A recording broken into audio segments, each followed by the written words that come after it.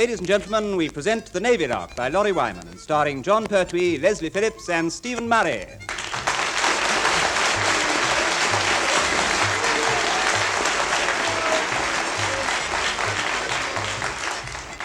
The morning after the night before is always extremely amusing to everyone who wasn't with you the night before.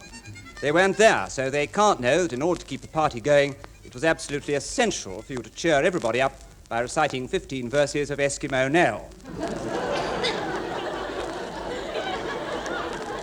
The Chief Petty Officer Pertwee this morning is very definitely the one after the night before. But apart from the usual humiliations, he has one other panic. Why was everyone so insistent he should leave the ship and go to the party last night? What was going on aboard when he was out of the way? In short, what happened that Pertwee is absolutely certain that he ought to know about?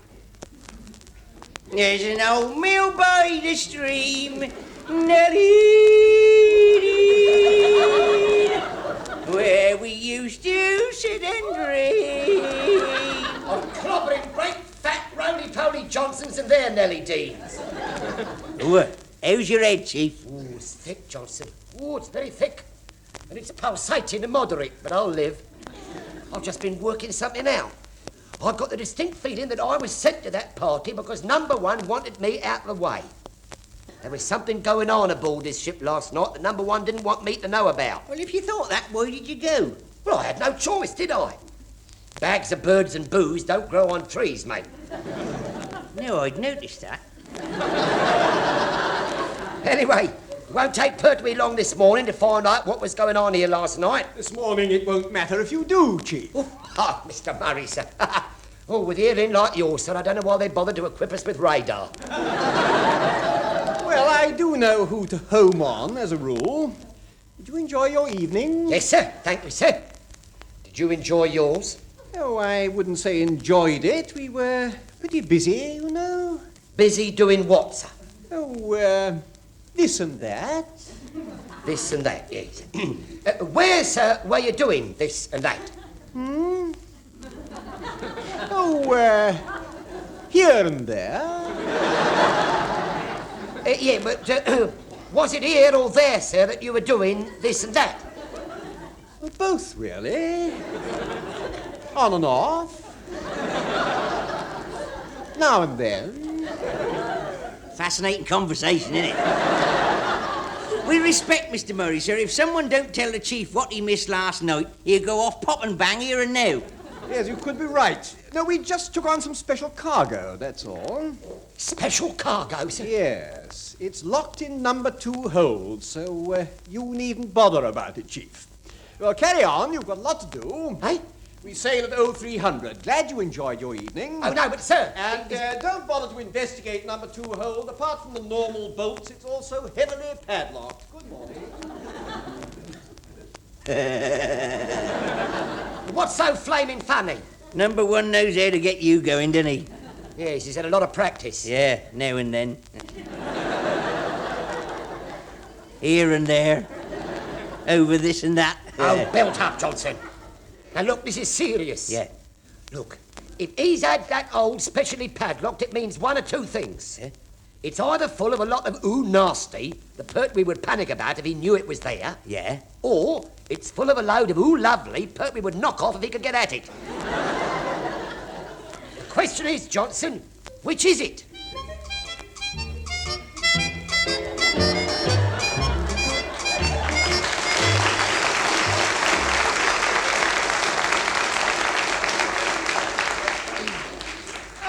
Hello, Mr. Phillips. I shouldn't have thought you had time to sit around in the wardroom today. Yes, well, the sun is over the yardarm, sir, so I thought I'd have my usual. Oh, well, get one for me, will you? Well, certainly, sir.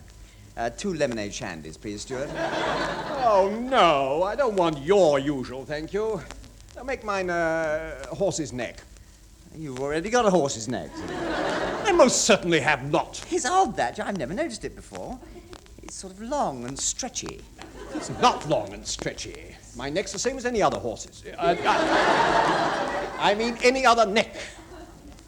I've upset you, haven't I? Sub-Lieutenant Phillips, may I suggest that instead of discussing my imaginary anatomical imperfections, you concentrate on plotting our course for this trip? Well, I've already done that, sir. It's dead simple. Really? Yes. As soon as we leave the dockyard, We turn left. And what happens then? You're just trying to confuse me, aren't you? I don't even know where we're going. We're taking 2 passengers back to Tratvian, and we have to get there in time for the Tratvian Trade Festival. Now you mention it, I can remember Captain Povey saying something like that. Oh, well done. Thank you, sir. Now, apart from transporting the 2 members of the ambassador's party back to Tratvian, we also have this special cargo for the British exhibition stand at the Tratvian Trade Festival. I remember him saying something about that as well, sir. You're doing splendidly. Yes, I am, aren't I? Yes, it was something about the British stand was to be the typical English pub, and we were to take the beer for it. Exactly. Now you understand why I had to get Pertwee off the ship whilst we loaded it. Rather. Hello, wardroom here, number 1 speaking. Starboard lookout here, sir. Leading seaman, and it's high time I was petty officer Goldstein chatting. Oh, what is it now? Well, I'm not quite sure, really, but there's a sprawnsy-looking car approaching down the dockyard, and there's a Royal Marines band at the foot of our gangplank who look as if they're about to blast off. Oh, good gracious. Must be the British ambassador to Tratvian's party. I'll be right up. Well, I would if I were you, because if my memory serves me correctly, and being Welsh, it probably does, I think it's the British ambassador himself in the car. What? I'm on my way.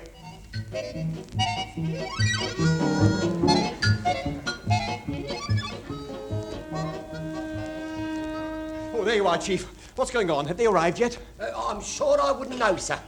Not having been told we're expecting anybody. Oh, well, Or what is stowed in number 2 hold. well, never mind that. Is the British ambassador's car in sight? Just coming alongside now, sir. British ambassador? British ambassador to where, sir? Oh, Tratvian. But with any luck, it's not him personally, just 2 members of his party. We're taking them back there. In case it makes any difference, sir, it is him personally. I can see him through the car window. What? Sir Jeremy Crichton-Buller? Quick, down the gangway. We must receive him when he gets out of his car.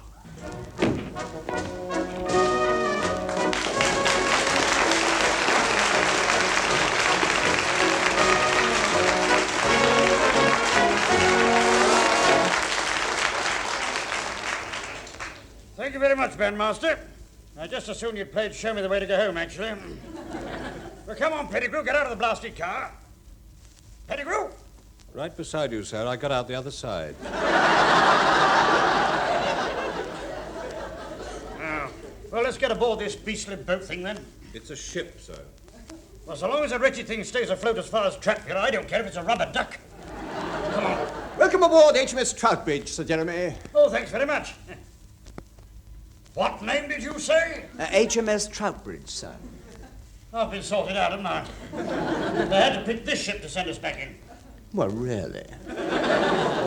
Is Porky Bell still commanding officer? Commander Bell, yes, sir. He's still with us. Oh, come off it. Porky Bell hasn't been with anybody for years. Oh, this is my first secretary, Henry Pettigrew. Well, how do you do, Mr. Pettigrew? How do you do? Henry Pettigrew? Now, just a minute. Weren't you at the Cheadle-Hulme Academy for the Sons of Gentlemen? Incredibly enough, yes, I was. I thought so. Yeah, I knew we met before. You're Hot Lips Pettigrew. Good heavens! Bunny Phillips.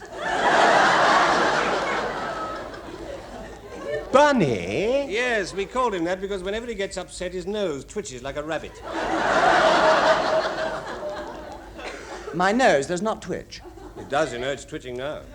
It's not. It is, you know. It isn't. Well, it's waggling. My nose doesn't twitch or waggle. You've been taking yogi lessons. I have not. Well, having worked with him, I don't have to ask why Mr. Pettigrew is called Hot Lips. Compared with him, Errol Flynn was an amateur. Oh, how kind. Shall I lead the way out the gangplank? Chief Petty Officer, sir, VIP party coming aboard. Careful how you go, sir. If you place your feet at 45 degrees, it's a lot,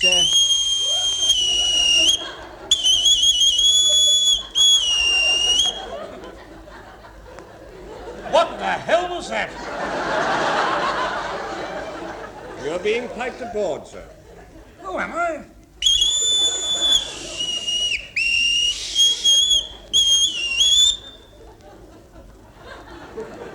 Thanks very much. Now, if we could...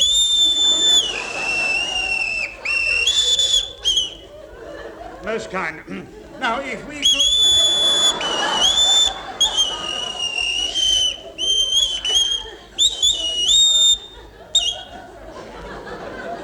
What does he want, a round of applause? Either that or a packet of birdseed.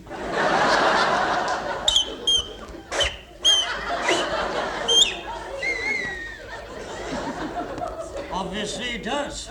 Now, this is Chief Petty Officer Pertwee, sir, and I know exactly what he wants. He wants to know what's in number 2 hole. In what? It's where we stowed the beer for the British exhibit at the Tratvian Trade Festival, actually. Beer? Did you say beer, sir? Yes, well, of course, that's done it. I knew it. I knew I was right. I knew it. I smelt the ops through the keyhole. Permission to mount guard on number 2 hole throughout the voyage, sir? No, Chief.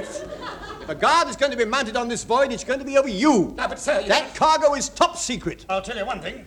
If I hear just one chorus of Nellie Dean during this trip, I'll have the lot of you court-martialed. That wallop is to stock up the old English public house we're building for the Tratvian Trade Festival. What do you mean all that lovely beer is going to be drunk by a lot of foreigners? If we can keep you out of number 2 hold, yes. It's criminal. That's what it is, sir. It's pouring good British booze down foreign throats. Pertwee! It's a waste of luscious liquor, sir. 6 to 4, they don't even know the words of Nellie Dean. We also hope they don't know the words of Eskimo Nell. But if I could show you to your quarters now, sir. No, just a minute. I still don't understand what this is all about. Now, there's a novelty. Would somebody explain it to him again? Well, briefly, Bunny. Yes, Hot Lips? I shall have to learn to ignore that. As the King of Tratvia filled our aircraft up with temporary female office staff... Pardon? Royal Snog. The British ambassador and I are having to travel back to Tratvia on your ship. His Majesty engaged 2 more ladies than even we expected. And guess who had to give up their seats on the royal plane? Exactly. It was so embarrassing to walk across London Airport and be told by the stewardess, "That's the lot, there's another one right behind." Particularly as there wasn't. Right. However, we must be back in Tratvia for the trade festival somehow. The British entry is a mock-up of an English pub. Yes, sir. And we're carrying the beer to stock it up. Why didn't anyone tell me this before? Because if we had, you'd have accidentally told Pertwee even earlier. And number 2 hold would have been at least 40 gallons of wallop short already. How well you know me, sir.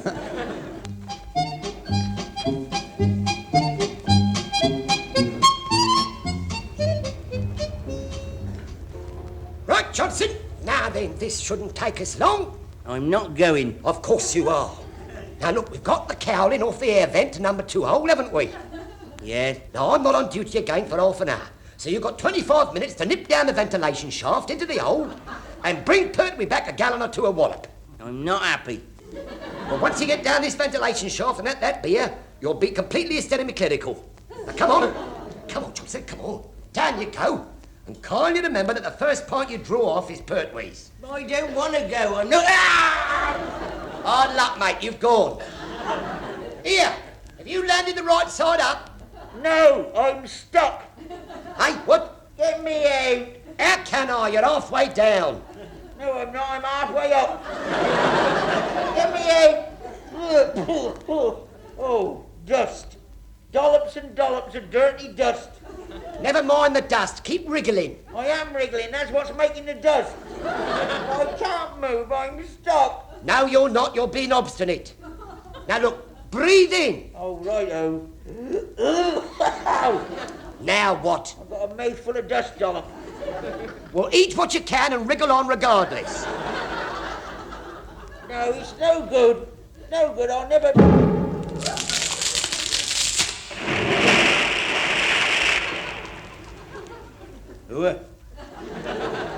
Now, where have you gone? Head first into the top of a barrel. No, I'm not complaining.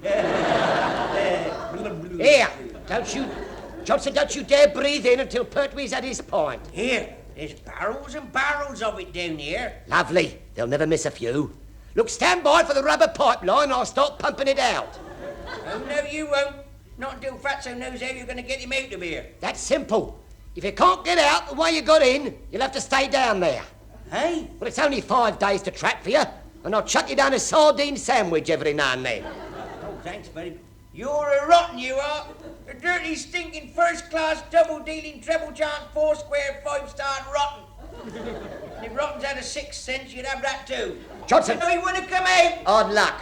After you've been on a crash start to sardine sandwiches for 5 days, you may just be able to squeeze back out in time.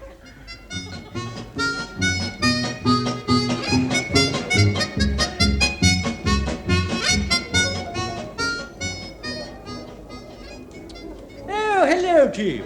And greetings to you, leading seaman Goldstein, isn't it? And yakida to you too, Padre. Oh, so kind. I must say this exhibit for the old country has been built very convincingly. A typical English public house.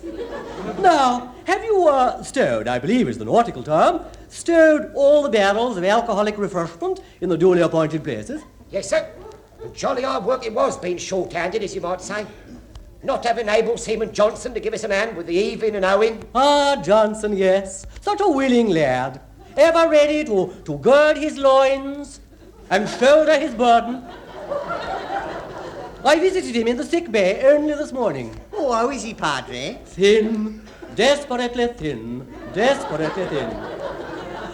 He did send me a message for you, but I rather imagine it must have been in code. Eh?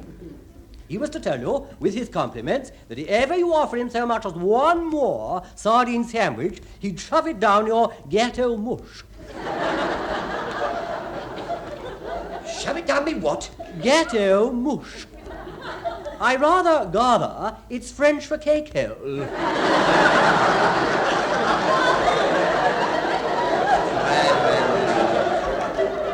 Well, I'm not surprised.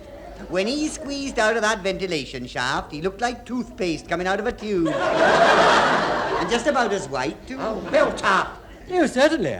In any case, I must be off, as I wish to journey forth unto the rest of the exhibition and take a quick butcher's all round.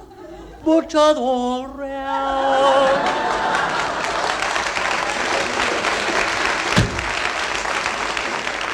You know, Chief, if anyone was to ask me, which being Welsh they won't, of course, I think it's a crying shame about Fatso. Well, don't worry about him, Taffy. He'll pick up on the return trip. You know, while he was down there, we pumped off enough spare wallet to last us all the way back to Pompey. But how come nobody's noticed the empty barrels? Well, because we filled them up again, of course. What with? Bilge water. Plus a tin or two of naval cuckoo to give it the right colour. You know, I must say it looked a bit cloudy and tasted like chocolate-coloured fish soup. So we bunged in a packet of yeast to give it a lift. You never tell the difference now. Unless you actually drank it. Suddenly I'm not the slightest bit thirsty. Let's hope I connected up the right barrels for the opening ceremony. Ah, you can't have gone wrong, Taffy. You can't have gone wrong. Fatso marked the dodgy ones with a big O-N in chalk. And we'll be 30 miles out to sea before they get down to the... We'll be... What are you looking at me like that for? Well, I know I'm only Welsh, but O-N to me spells on. So they're the barrels I used. They're the ones I put on. Oh, you steaming great saucepan barking Welsh collie. Look, Taffy, O-N doesn't spell on. It means ooh nasty. Come on, quick, we'll have to change him before... Hello, it's too late, they're here. Right, gentlemen, this is the British exhibit. It's old Thundercuts. How did he get here? He flew out, Chief. Stone me, Mr. Murray, sir. I always said you had radar ears. I trust everything is all right, Chief. Oh, yes, sir. Yes, sir. Marvellous, sir. Never better, sir. But don't drink the beer, sir. And why not? I have a distinct feeling that it hasn't travelled too well, sir. I thought it might not have done. That's why I came out here. You see, Chief, if by any chance that beer hasn't travelled well, there will be a sudden vacancy for a chief petty officer aboard HMS Troutbridge. Do I make myself clear? Orally bubbly clear, sir. Good. In that case, we'll have a pint each all round. Mr. Pettigrew, as our guest, perhaps you'll join me and Mr. Murray and Mr. Phillips in a flagon of ale. Delighted. There's nothing I'd like better. Incidentally, Bunny, Yes, Hot Lips. keep your twitchy nose out of the froth. For the last time, my nose does not twitch. Well, it will once it gets a sniff of this bruiser. Yes, well now, gentlemen, let us raise our tankards and quaff the flowing bowl in a toast to the success of this most British of British offerings to Tratvian. Yeah, bottoms up. How terribly, terribly rude. Good health. I can't watch this. I can. Well, cheers. Yes, well, cheers. Yes. Time, gentlemen, please. Can I have your glasses, please? It's a long past time now. Staff have got to get home, you know. I don't blame them, actually. We've been poisoned. Is there an antidote in the house? I doubt it. What do you suggest is the antidote for chocolate-flavoured fish soup? Oh, there you all are then. Now, allow me to present the Russian Minister of Culture, Comrade Madam Ninochka something or other. We've just been looking at the Russian entry. They've done a mock-up of the Kremlin in hardboard. How enchanting. Exactly. You can't beat the Russians for taste. Except their vodka. That was ghastly. It was shipped here, and I understand from Ivan of the Soviet people's glorious petty officer, who has since been recently but suddenly shot, that the glorious people's one nip a week vodka didn't travel too well in our superior frigate. Now, you can say that again. Tasted like chocolate-flavoured fish soup. Still, I mean, accidents will happen.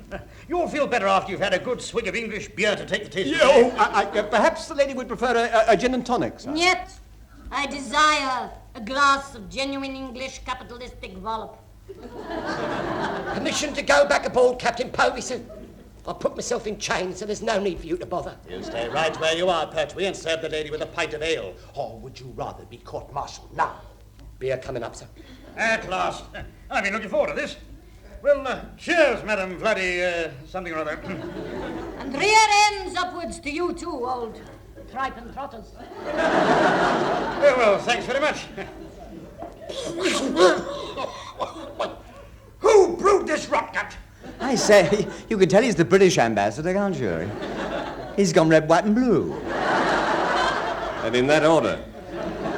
But look at her. She's down the lot and it hasn't touched her. Pull me another pint. This English peasant drink is good, but suddenly I love everybody. Pour me another pint. Stone me, it's that yeast. It must have fermented the muck. Never mind what caused it. Give it a couple of gallons on us. And I wish to place an order for another 50,000 gallons for the delight of our glorious people's people. What? 50,000 gallons of chocolate-flavoured fish soup? Why not? It tastes terrible. But the after effects are magnificent. Captain Povey? Yes, Ambassador.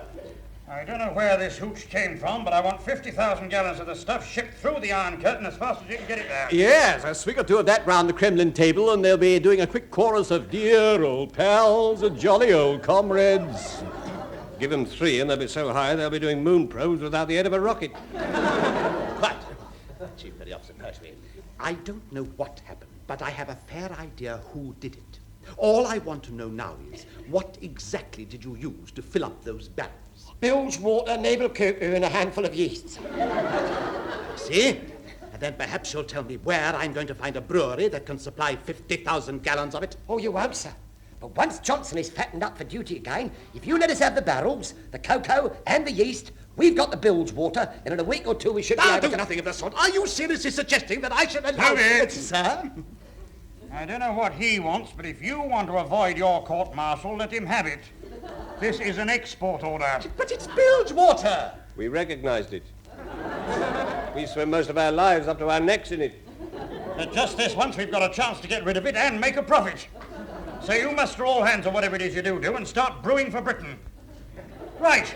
A pint of muck for Madam whatever her name is, and large gins all round to the rest of us. Would you mind telling me if I had a horse's neck, sir? Not if you don't. Now you mention it, it is a bit long and stretchy, isn't it? No, hot lips. It is not long and stretchy. It is, you know. Oh, shut up, twitchy nose. My nose is not twitchy. No, sir, it's waggling. Your nose is just as long and stretchy as his horse's neck. My nose's neck is not horsey, it's twitchy. I mean... Oh, for crying out loud, let's have some scotch instead before somebody finds something wrong with my anatomy. Come to think of it, sir, you have got a terribly big... Pour the drinks, Pertwee, quickly, pour the drinks!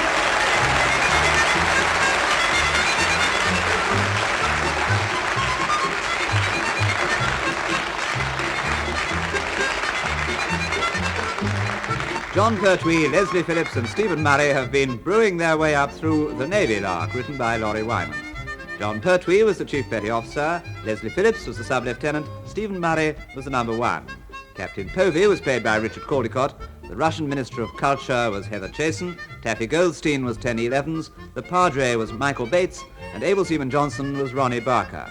Our special guests were Sir Jeremy Crichton-Buller, played by Derek Francis, and Henry Pettigrew, played by Frank Thornton. The show was produced by Alastair Scott Johnston.